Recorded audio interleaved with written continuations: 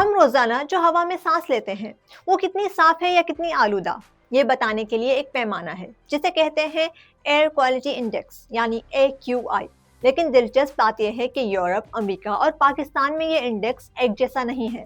آئیے اس فرق کو آسان زبان میں سمجھتے ہیں۔ یورپ میں سسٹم کو CAQI کہا جاتا ہے۔ یہاں انڈیکس زیادہ تفصیل سے دکھایا جاتا ہے، مطلب یہ کہ ہر آلودگی الگ الگ دیکھی جاتی ہے، جیسے نائٹرو ڈائی آکسائڈ، اوزون یا دھول کے ذرات۔ اگر ایک میں بھی زیادہ خرابی ہو تو پورے اسکور پر اثر ڈال دیتی ہے۔ امریکہ میں تھوڑا الگ طریقہ ہے۔ یہاں سسٹم کو کمپوزڈ انڈیکس کہا جاتا ہے۔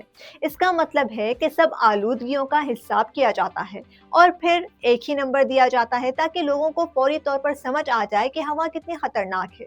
یہ آسان ہے مگر اتنی تفصیل نہیں دیتا جتنا یورپ کا سسٹم دیتا ہے۔ پاکستان میں بھی اپنے معیار ہیں، لیکن زیادہ تر رپورٹس وہی امریکی پیمانہ استعمال کرتی ہیں تاکہ دنیا بھر سے موازنہ آسان ہو۔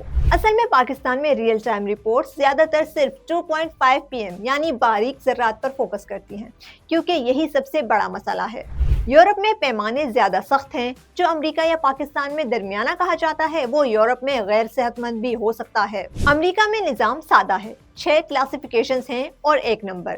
پاکستان میں اکثر امریکی نظام کو ہی کاپی کر کے استعمال کیا جاتا ہے۔ ایک ہی نمبر مختلف ملکوں میں الگ مطلب رکھ سکتا ہے۔ مثال کے طور پر 150 کا انڈیکس امریکہ میں کسی اور خطرے کو ظاہر کرے گا اور یورپ میں کسی اور خطرے کو۔